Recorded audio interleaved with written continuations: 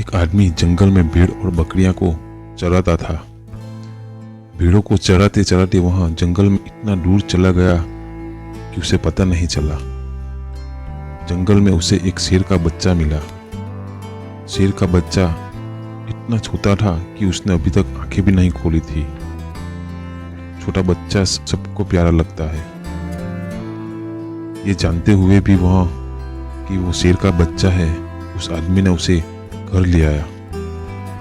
शेर का शावक धीरे धीरे बड़ा होने लगा। भेड़ के बच्चों के साथ खेलता, उसके साथ घास खाता, भेड़ की तरह ही बोलता और अपने आप को भेड़ मानता। अब शेर का बच्चा बड़ा हो गया था। एक दिन शेरों के झुंड ने भेड़ और बकरियों के झुंड पर हमला किया। सभी भेड़ दौड़ने लगे और उस बच्चे ने भी उस भेड़ के साथ भागना शुरू किया। वह बड़ा हो गया था, लेकिन भेड़ों के साथ ही भाग रहा था।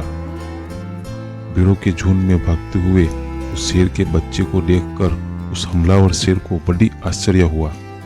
उसने भेड़ों की तरफ से अपना ध्यान हटाया और उस शेर के बच्चे को ही पकड़ लिया और उसे समझाने लगा कि तू क्यों डर रहा है, तू खुद एक शेर है।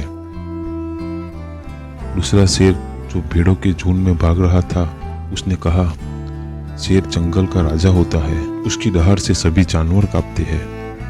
हमलावर शेर उसे पकड़कर एक कुएं के पास ले आया और कुएं के अंदर उसका चेहरा दिखाकर कहता है, देख तेरा चेहरा मेरे जैसा ही है और तेरे पंजे भी मेरे जैसे ही है। दूसरे शेर जो भेड़ के साथ पला था, ठीक है मेरा चेहरा तेरा जैसा ही है, मेरे पंजे भी तेरे जैसे ही है, मगर तू तो बहुत शक्तिशाली है, मेरी आवाज़ से तो कोई डरता भी नहीं है। हमलावर शेर ने कहा, तेरी आवाज़ से भी डरेंगे, बस तू खुद को शेर समझ। जिस दिन से तू खुद को शेर समझने लगेगा, उस दिन से सब तुझसे डरेंगे। तुझे महसूस होगा भी तू भी एक शेर है, तेरे पास भी ताकत है, तू भी जंगल का राजा है।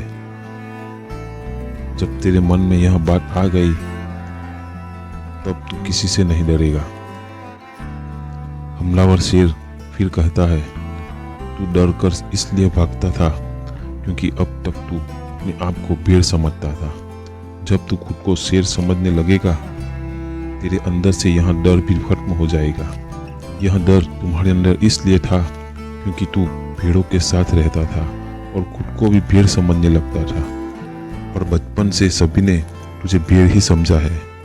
तुझे अब तक किसी ने शेर कहकर पुकारा ही नहीं, इसलिए अब तक तू खुद को भेड़ समझता आया। कहानी को समाप्त करते हुए गुरुजी ने कहा, राजवीर तुम्हारे भी जीवन में यही हो रहा है। तुम्हारे पास सारी योग्यताएं हैं, फिर भी तू खुद को भेड़ ही समझ रहा है। दोस्तों, ये कहानी आपको अच्छी लगी हो तो प्लीज़ मेरे चैनल को सब्सक्राइब कीजिए, लाइक कीजिए और प्यारा सा कमेंट कीजिए। Thank you.